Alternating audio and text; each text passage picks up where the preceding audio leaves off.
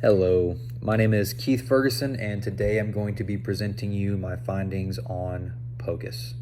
So POCUS, what is that? POCUS stands for Point of Care Ultrasound.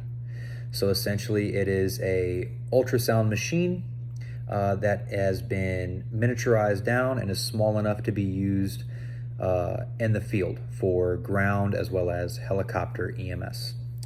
Some examples of these are the Butterfly IQ and the V-Scan Air.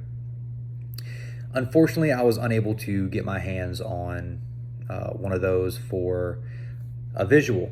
However, I can tell you that they are about the size of my hand. They fit in the hand perfectly. They're pretty comparable to the size of a phone.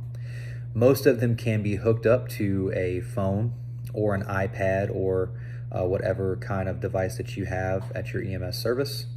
And they can be transmitting the images to that device, where then you can transmit that image from your device to the receiving facility hospital, which is amazing.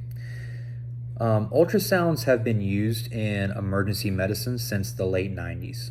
However, at that time, there were a lot larger machines. They were very cumbersome, very big, had big screens, and most of them had to be attached to the actual machine and with the handheld device. There was a connection there. Now with these portable ultrasounds, some of them do still have that little connection, but some of them can also be used with Bluetooth. But since they have been miniaturized and brought into these smaller spaces, the question becomes, well, how is EMS going to utilize this equipment? And the main answer, what it's mainly used for, is in cardiac arrests. So in cardiac arrest, it's used for a couple of things. Number one, it's for pseudo PEA. Pseudo being fake, and PEA being pulseless electrical activity. Whenever we're looking at a picture of your heart, an electrical picture of your heart on the screen, we may see activity, however, we don't feel a pulse, and that's what leads to pulseless electrical activity. With that point of care ultrasound, we are able to identify that some of those PEAs were not actually PEAs. There was a pulse, however, it is very, very faint. Now, with that information, we can then take that and go and change our termination of resuscitation. Maybe we've found that with the portable ultrasound, and we say, hey, we're not going to terminate this resuscitation. We're going to continue going. And there's also different routes that we can take now. Maybe we're not pushing epi. Maybe we're going to go to a different pressor and go that way.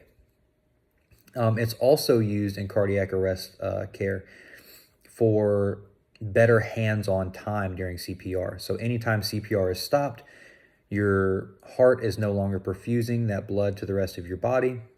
And so we have to stop to do a pulse check. But with the POCUS devices, we no longer have to do that, and there's more hands-on time during CPR. Now, cardiac arrests are not the only place that these devices can be used. These devices can also be used in trauma care as well. Let's say you have some chest trauma or some abdominal trauma. We can use those devices to see if there is bleeding in those areas, to see if you're holding air in the areas that you're not supposed to be holding air in. So they can also be used for that. There have been multiple studies on point of care ultrasound in EMS, and all of those studies show that portable care POCUS devices are making big changes in outcomes for patients. So we're able to identify these very bad effects of trauma, or identify PEA or identify pulses a lot easier with those devices. And we are then able to care appropriately for these patients. The only hang up right now with POCUS devices is the price.